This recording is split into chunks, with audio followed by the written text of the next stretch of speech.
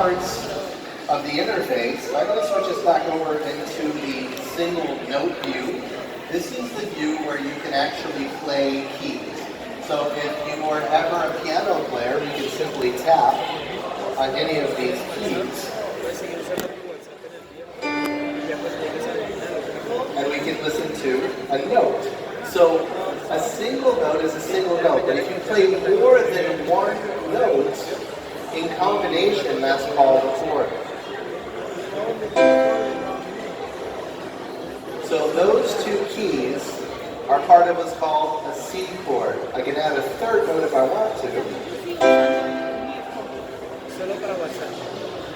So that's an individual note. What I'd like to look at here, up on the top, is we have this big dark area where we have a grand piano. And that area is where we can switch different types of instruments. So right now I'm working with a grand piano, and I can tap that grand piano, and this is what till this day still blows my mind, right? I've been playing drums for a long time and working with different types of instruments, but the quality of the sound recording that we have here built into GarageBand is amazing. We can go from a grand piano to a classic rock organ if we want to, and now you can see the interface changed a little bit.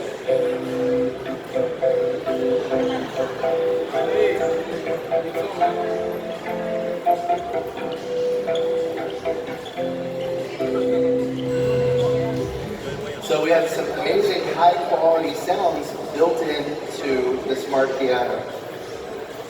Now I'm going to switch back over to our classical grand, or let's go to grand. Now this is the single note. Now let's say that you say to me, hey Tony, like I can only play one note at a time. My fingers don't spread out quite as far as I need to. What can I do? And I would say, there is a button to help you. So there is a button for that. So that button is right over here on your right, on my left. And if I tap on it, it's going to switch back from the individual keys to the chord section. Now this is a really cool way to be able to play chords if you can't use your fingers to do so. And like we said just a moment ago, a chord is more than one note. So I'm just going to tap now on any one of these individual notes, and it's going to play a chord. Is that for me? Is that amazing? You guys like that? I told you could play C. That was a pun. Thank you, thank you. So, did you bring these guys in? I love it. So that's the top portion of the key. That's the top part of the chord. That's a C. But you notice on the bottom you have a dark section. That's the bass notes or the lower notes. So it's very simple to play something like a C, a G, an A minor, and an F. So there's a very specific reason that I chose those chords. Those chords are some of the most popular chords in some of the most popular music in the world. Those simple chords. Just C, G, A minor, and F. Now let's say you're saying, you know what, that's really cool, but is there a way that GarageBand can help me play rhythmically? So this is a single chord, but we have an autoplay button on the top left side. So let's tap on the autoplay button and see what it does for us. Now I'm a drummer, so I can actually create some kind of a rhythmical chord, but if you don't have that capability, the only thing you need to do is tap on the autoplay button.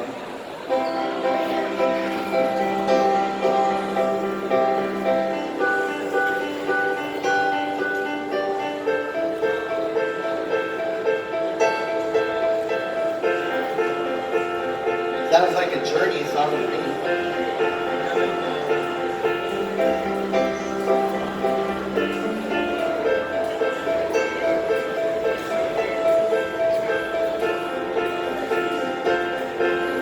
That one more time. So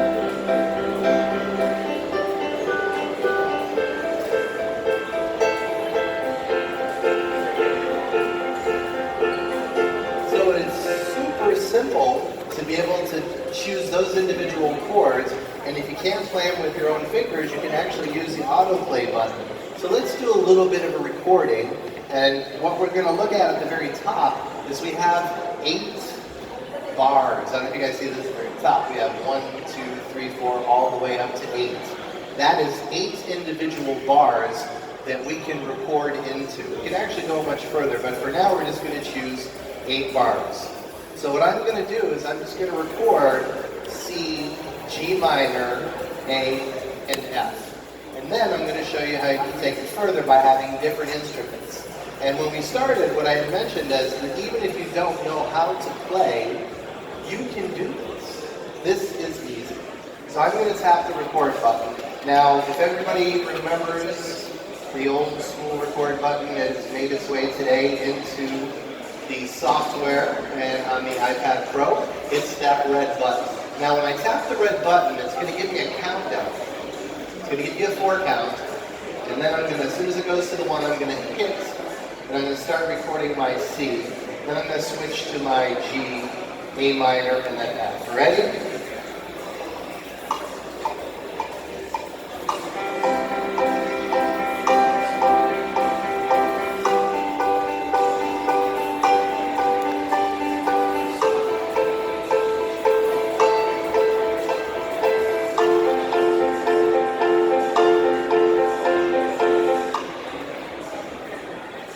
We have now reproduced and re-recorded the most popular chords in the world. Now, let's take a look where they are. Right now, we've been working with the instrument, and let's take a look at the tracks where they're recorded. So if you look in the top left-hand corner, we have a couple of icons right next to My Song. We have My Song, then we have the icon, and then we have another icon that's called Track View. So if I tap on Track View, we can now see that individual 8-bar phrase that we recorded. So this is what's called MIDI. You guys see those little dashes, those short dashes, the long dashes? It's basically what's called Musical Instrument Digital Interface. It's a big long word, but basically it means that's how the computer plays the songs that have been sampled and the notes that have been sampled into GarageBand. So now you say, okay, cool, I'm going to hit the play button.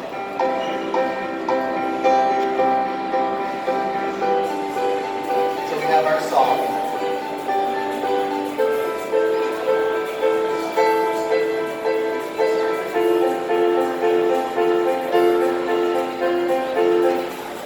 Okay, so we have our chord change, right? We've got 8 bars.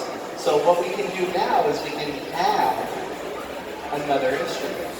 Now on the left side, I can tap on the plus. Does everybody see the plus? If I tap on the plus, I can switch. Now, a moment ago we were talking about smart instruments and we're just working with the smart piano, but I can switch over and find almost any smart instrument that I want. But what I'm going to do now is I'm going to start off with some smart strings. So I'm on strings, I'm going to tap on smart strings. Now lo and behold, we have that same capability to be able to use either individual notes or chords. So let's take a listen. This to a C.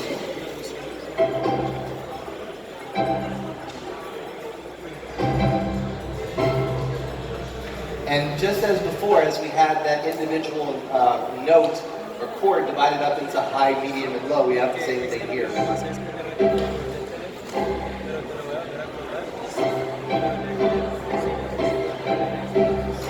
feel like that reminds me of close encounters of the third kind. I don't know why.